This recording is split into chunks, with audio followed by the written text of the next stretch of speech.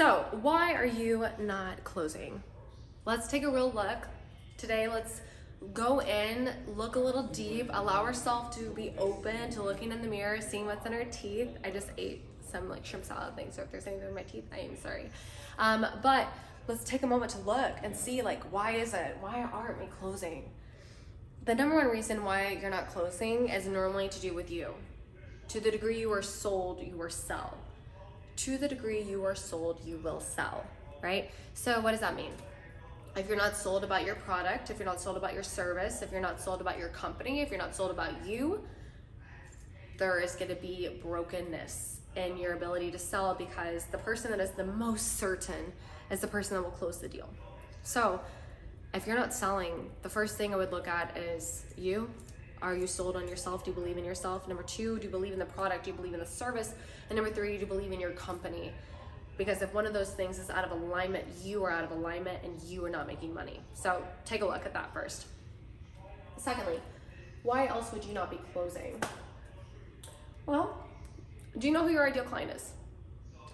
Do you really truly know who that is? Because if you're pitching to somebody that is not your ideal client, then you're wasting your time. We really have to get very, very clear as to who our ideal client is.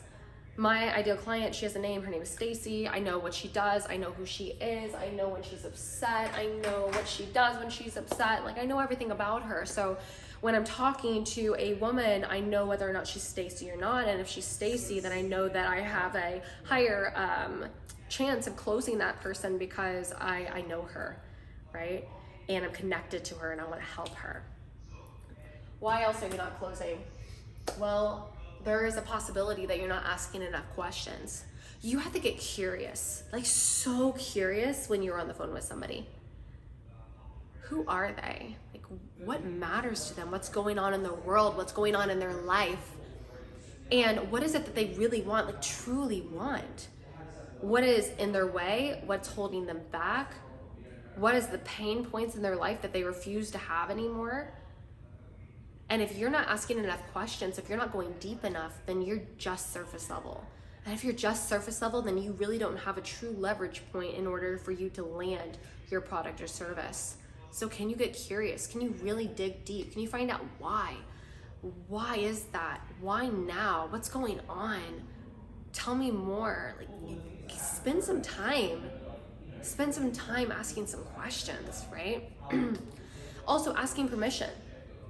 So many times I have people that get on sales calls and you have no idea that it's a sales call, right? Don't you love those?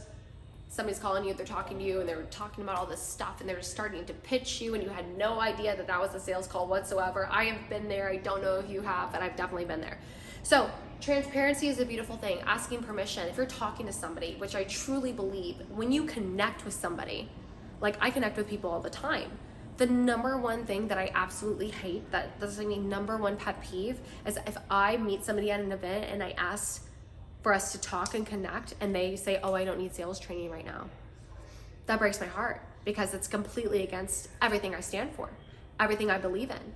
I never, ever, ever think that you should pitch anybody on a call unless you ask for permission, if you meet them under the context of connection, right? So if I meet a woman and I ask to connect with her, I have no idea whether or not that person's going to be a client, whether they're going to be a friend, whether I might know somebody in my network that might help them.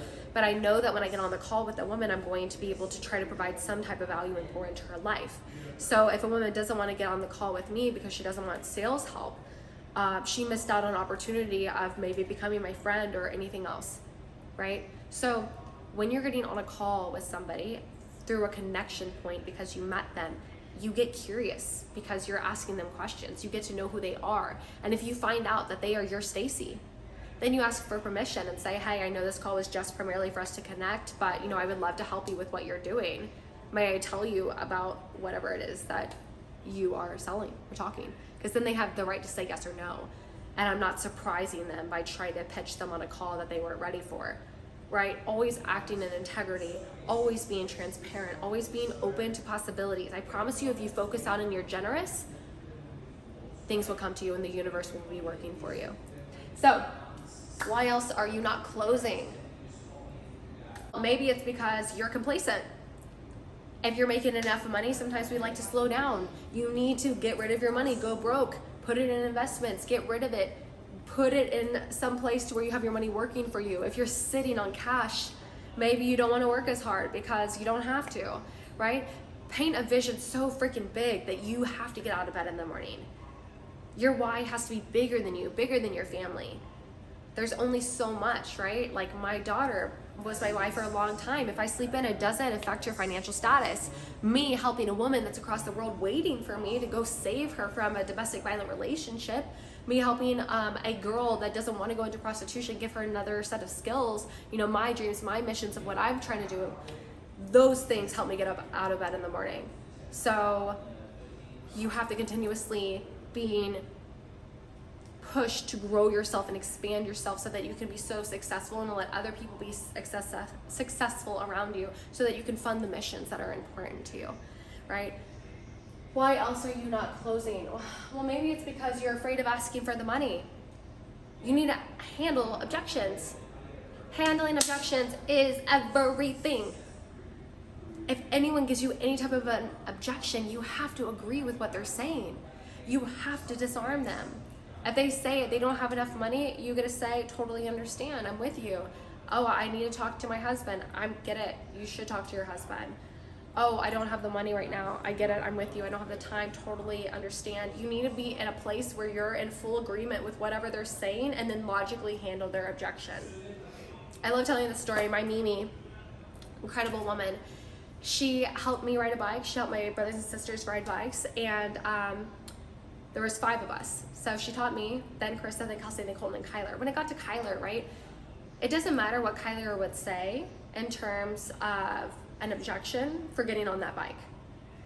Whatever he would say, it wouldn't matter because my Mimi had ridden a bike herself and taught us how to ride bikes. So with that being said, she gets to stand in her power and allow his fears to come up and her to say, I understand, and logically explain as to why he's gonna be okay.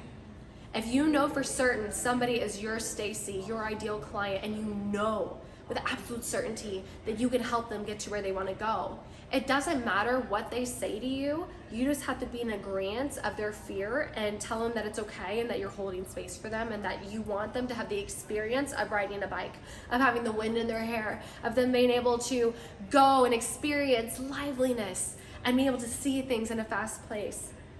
If you truly know that you can help that person that you're talking to have an experience, it doesn't matter what they say, you get to logically explain as to why their feelings are valid and why they're safe with you.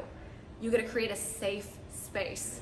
That is tapping into your femininity in sales, right? It's not always just about a clever objection handling. It's not always just about a hard close. Can you create a safe place and an environment where that person trusts you and believes in themselves so much that they are allowing themselves to take action and give you the money?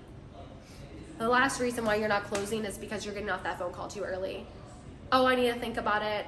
Oh, maybe I'll pay the invoice, tonight. No, stay on the phone with them. Celebrate them that they're choosing themselves, and celebrate when you get that money in your account and they chose an energetic exchange of a yes for their life, a yes for what they want. You get to create a whole new avenue of what sales means to you. And if you want to learn how to close more, if you want to learn how to provide a safe place, if you want to tap into the power and the femininity that you have in order to expand your business exponentially, make sure you comment below sales. Comment below and let me help you. Let me help you get to this new level of who you can and will be.